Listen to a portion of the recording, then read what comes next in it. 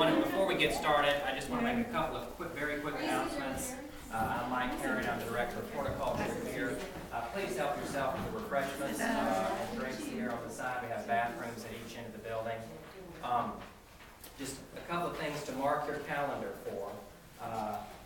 Let's see, January the 15th is our propagation workshop. Our Goodwood garden volunteers are going to be leading a workshop on propagation from cuttings, seeds, air layering, grafting, and also roses. So we basically cover the whole gamut of propagation, and we're going to have rotating stations, so it should be great. That's on January the 15th. Our next First Friday program is going to be Dr. Jeff Morsini, and that's landscaping with native flowers. I believe that is the 7th, whatever the First Friday is. Also, keep in mind, we have all of our plant sales coming up in the spring. February the 13th, I think. 12th. The 12th is we sell roses. It's our roses only sale. March the 9th, I think, Yeah, I think you're right. is going to be heirloom tomatoes, and then our big spring plant sale is in April. So, anything else that I have forgotten about? Don't you have This weekend we have a Voces Angelorum.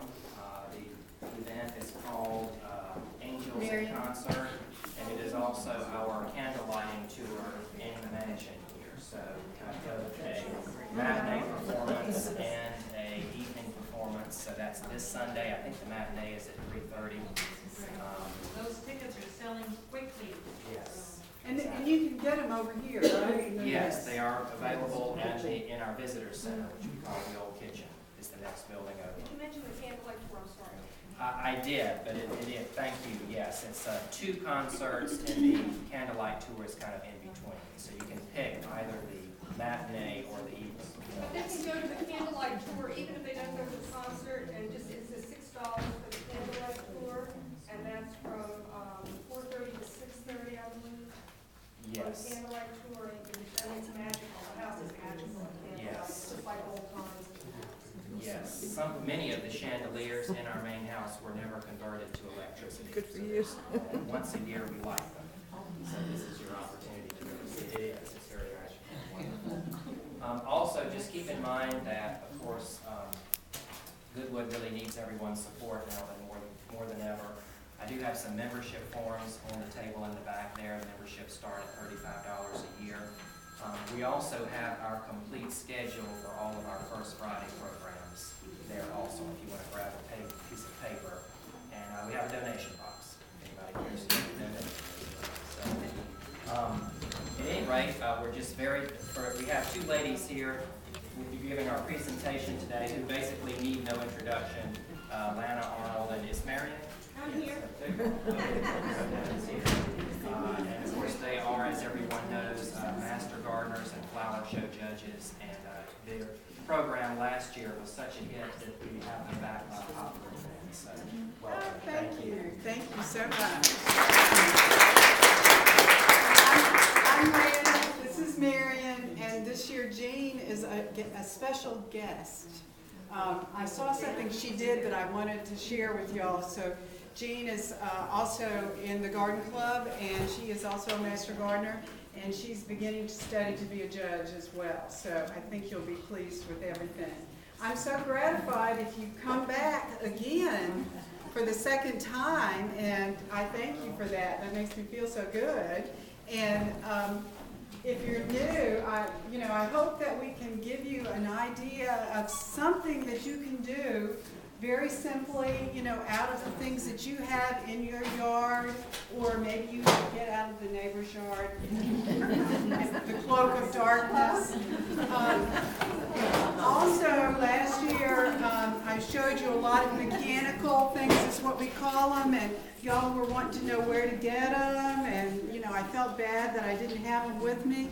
So, Sima Ferrato is here from the Garden Club, and she has the devices, and they're not expensive at all. So if you want to get some from her, you can. That's my first commercial. I have a couple other commercials to give you too.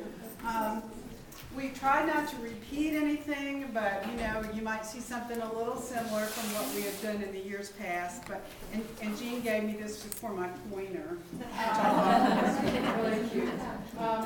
Somebody came in earlier and said, "Gee, this doesn't look like stuff you get in your backyard," you know. But it really is. It really is. I want to start with this wreath right here.